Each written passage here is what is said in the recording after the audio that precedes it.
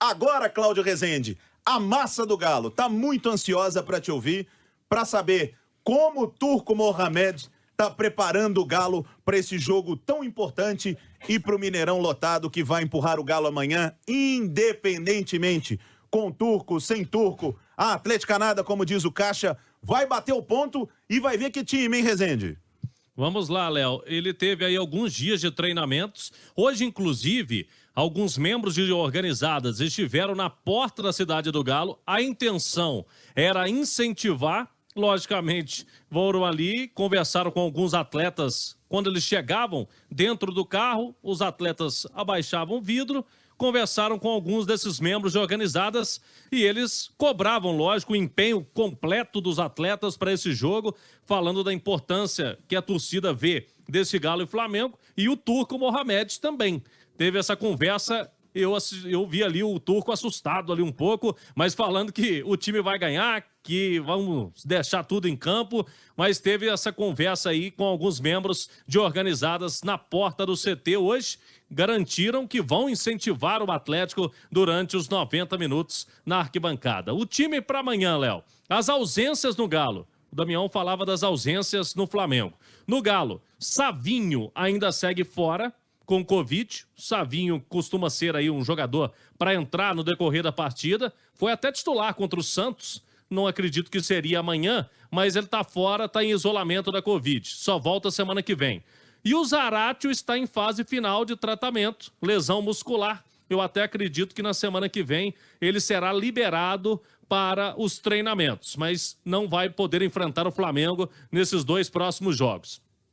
As voltas de Alan e Jair ao meio campo. E Igor Rabelo, que acompanhou o nascimento do filho, não ficou disponível entre os relacionados contra o Ceará. O Igor amanhã fica no banco. Por isso, Everson no gol, Mariano na direita, Nathan Silva, Alonso e Arana, Alan, Jair, para mim esses estão garantidos, Nátio Fernandes também. Aí pode pintar ou o Rubens para formar ali o meio campo, mais cauteloso, para marcar mais o Atlético, até porque vem sendo a cobrança aí, o time muito exposto, um time que dá muita chance ao adversário, e aí o Rubens pode encaixar nesse meio campo.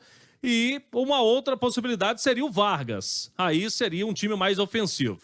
Com o Keno, que amanhã faz 100 jogos pelo Atlético, completa 2 anos de clube neste sábado. E o Hulk, que a gente já citou, é o grande nome do Galo para o ataque. Fica só essa pequena dúvida. Acredito que o favorito é o Rubens para começar jogando amanhã, 4 da tarde, no Mineirão, Léo.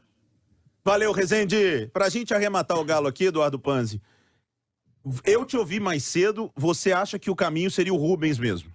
Pra mim a única mudança em relação ao último jogo, os retornos do Alan e do Jair. E o Rubens mantido e lá na frente, Nátio, Hulk e Keno. Isso, Rubens mantido, Léo, porque o Atlético é o time que marca a saída do adversário, você precisa de ter jogador intenso. O Rubens tem me agradado muito. Acho que é um jogador que pode preencher bem essa lacuna que o Zaratio deixou. O Zaratio era o melhor jogador do Atlético para fazer isso ao lado do Alan. Melhor, disparado. Por isso foi titular do Cuca, absoluto, na reta final, inclusive, principalmente. E nesse momento, já há um bom tempo, o Turco não conta com esse jogador que faz melhor essa função. E o Rubens tem me chamado a atenção por essa intensidade também para jogar sem a bola. Então acho que a melhor escolha para amanhã é o Rubens. Eu concordo, mas eu digo que se o Vargas tivesse 100%, eu iria com o Vargas. 100%. O Vargas, ele tem capacidade para ser titular desse time. É que ele não tá 100%. Keno, Vargas e Hulk, a gente pode ter essa discussão já para o jogo do meio de semana. Eu imagino que amanhã o Vargas entre mais um tempinho, jogue um pouco mais, e aí para o jogo da Copa do Brasil, talvez possa ser uma possibilidade mais real, porque ficou muito tempo parado, né, Léo? É complicado você exigir que o cara já volte atuando 90 minutos, e lembrando que são 2 jogos pesados. O jogo contra o Flamengo pode ser na primeira rodada, pode ser jogo de mata-mata. Não tem essa de tirar pé, de diminuir a intensidade, não. O torcedor não permite. Mas eu aposto bem, viu, que o Vargas entrando uns minutos amanhã pode ser decisivo, porque o homem gosta de fazer gol e gol bonito, né, Rezende? Eu até citei aí o Vargas pela pressão que tá o treinador, né? Treinador numa pressão forte dessa, precisando ganhar, às vezes ele pensa, não, eu vou com Vargas, mesmo não estando 100%, porque eu preciso ganhar esse jogo aqui. Mas eu também concordo, ele não tem condições para 90 minutos. Se começar o jogo, Vargas, ele muito possivelmente vai sair durante a partida ou até no intervalo. Por isso, menos provável Vargas e mais provável o Rubens. E aí o que falou o Edu Panzi entra muito no que aconteceu com o Keno. O Keno também foi assim. O treinador do Atlético colocou o Keno um pouquinho contra o Fluminense, aí no outro jogo, né, foi entrando mais tempo e agora já foi titular para essas últimas partidas do Atlético, o que pode acontecer assim com o Vargas já no decorrer dessa semana. Só para fechar aqui do Galo, Léo, a gente vai ter amanhã o maior público do Atlético no ano e o maior público do Atlético contra o Flamengo nesse duelo no Novo Mineirão. Matéria hoje do Alexandre Simões, está no site da Itatiaia. O maior público do Galo com o Flamengo no Mineirão, 2016, 48 mil. Amanhã, os ingressos já estão esgotados. A carga foi quase 56 mil. Então, amanhã vamos ter esse maior público do Galo no ano e o maior público de Galo e Flamengo no Novo Mineirão. É bom a gente destacar sempre. Mas por que não pode ter mais gente, Léo? Porque tem a divisão de torcidas. E a gente sabe que as torcidas entre Atlético e Flamengo há uma precaução, porque não é uma coisa tranquila, não, entre as duas torcidas. Diferente, por exemplo, de Atlético e Palmeiras, como a gente viu recente lá em São Paulo, torcedor do Palmeiras junto com o do Atlético. Isso não acontece entre Galo e Flamengo, por isso tem aquela divisão, mas vamos ter aí o Mineirão cheio na medida do possível. E amanhã, aquele recado importante, Léo. Chegar cedo, os portões já vão abrir da esplanada e do estádio a partir da 1h da tarde, para o torcedor ter tranquilidade e não perder nada desse jogão. Boa, Rezende. O torcedor pode ter tranquilidade que a Itatiaia vai estar com você o tempo todo.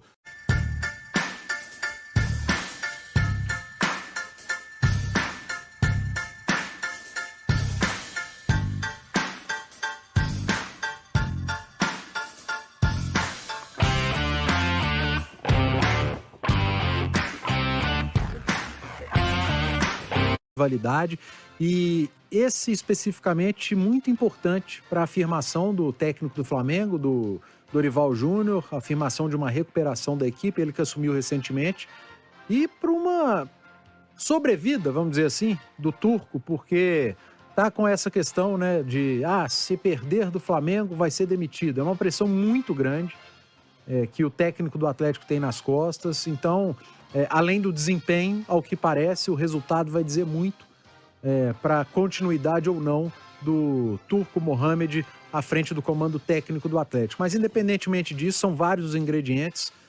Tem Hulk de um lado. Sabe quantos dias está fazendo de Hulk com a camisa do Atlético hoje? Quantos? 500 dias. Epa! Muito intensos, né? E de muito sucesso. E de muitas vitórias. É um cara vencedor, é um cara que já tá na história do Galo, né? E de exemplos dentro e fora de campo. Ontem, mais uma vez, o Hulk no centro de Belo Horizonte, distribuindo alimento e agasalhos, cobertores, já com a ajuda...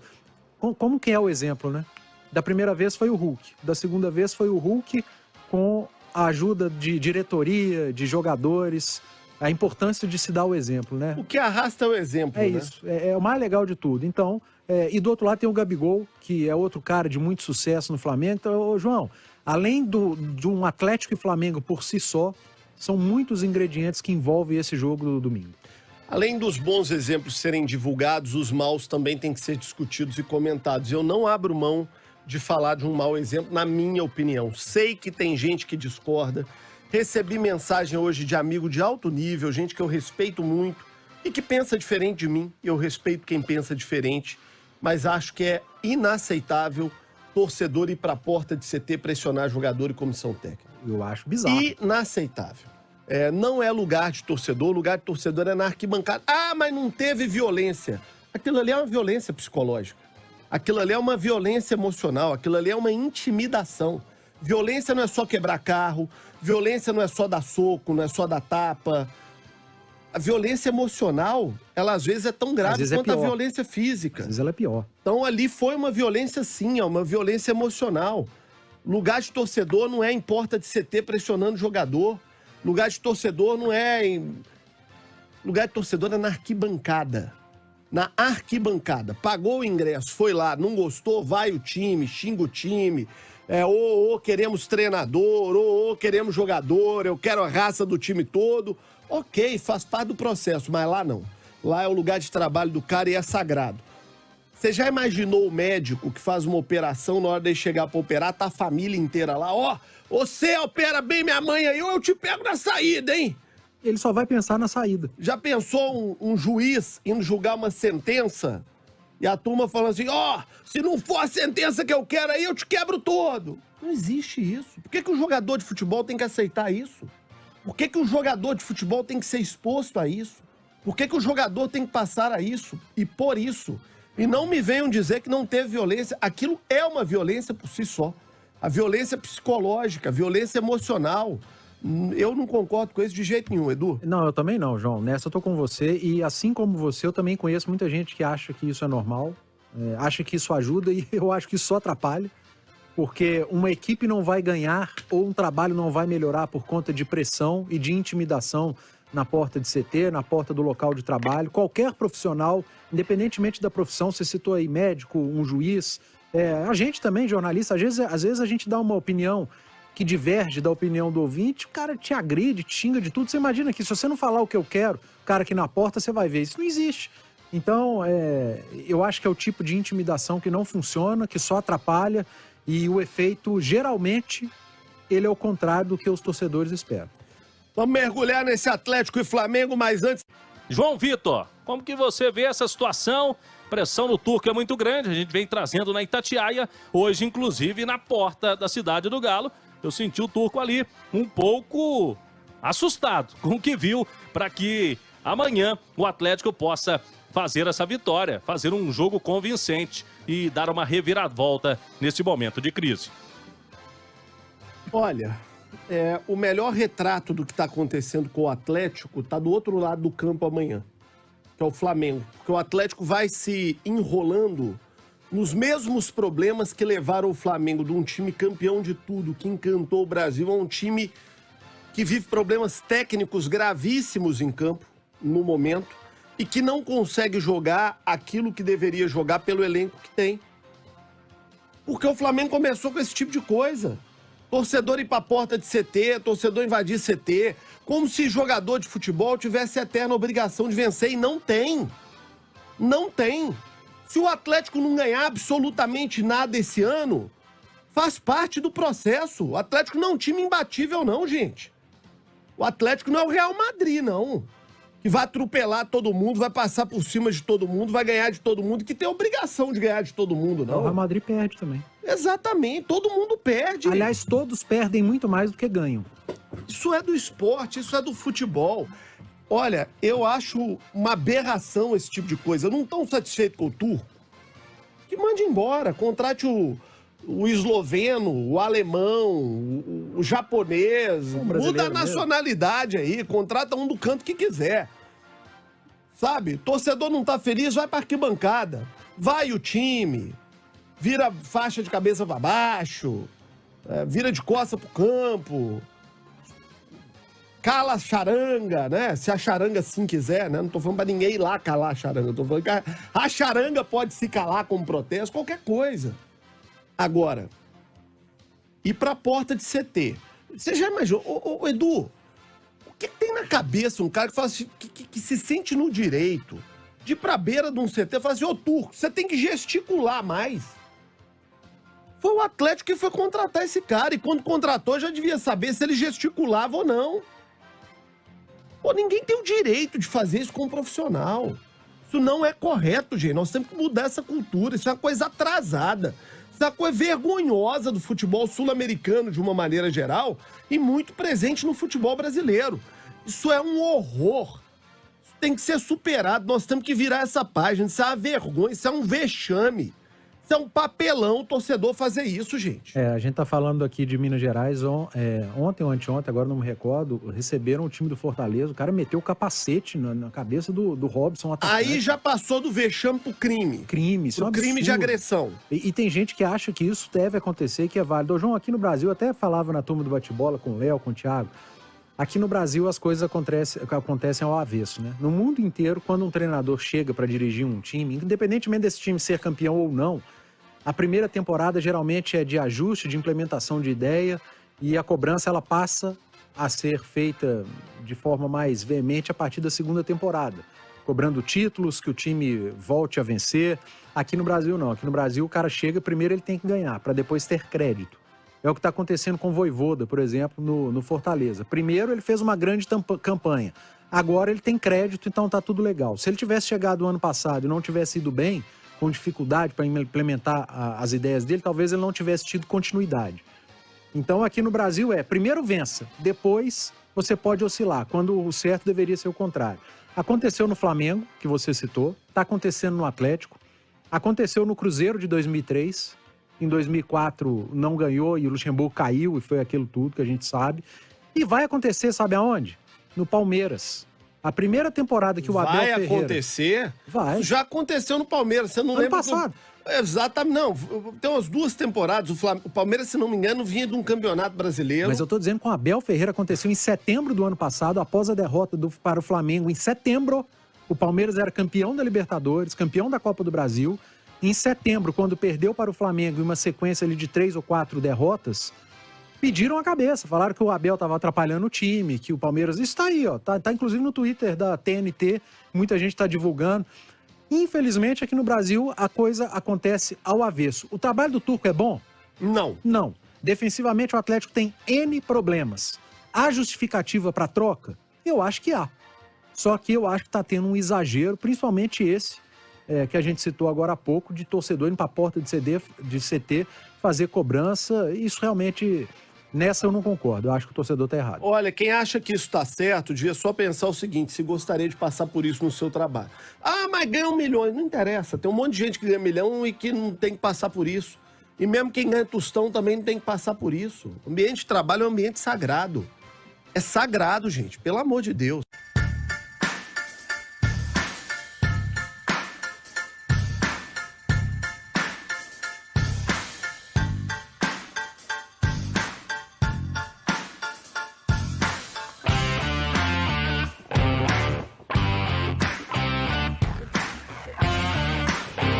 Qual é o perigo desse Flamengo amanhã, Edu? Onde é que o Flamengo pode complicar para o Galo? Onde é que está o risco do Flamengo amanhã? Ô, João, o Flamengo é um time que está em mudança de mentalidade, né? Com a chegada do Dorival.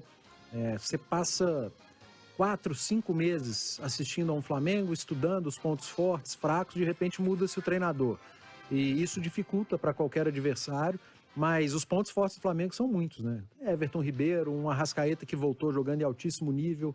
Você tem a opção de começar o jogo... Esse joga demais, né? Arrascaeta? Joga muito. Joga muita bola esse Joga cara. muito, joga muito. Você tem a opção de começar o jogo com o Vitinho pelo lado, ou com o Pedro jogando com o Gabigol. O Vitinho que é ambidestro, né? Então aquele jogador difícil de marcar.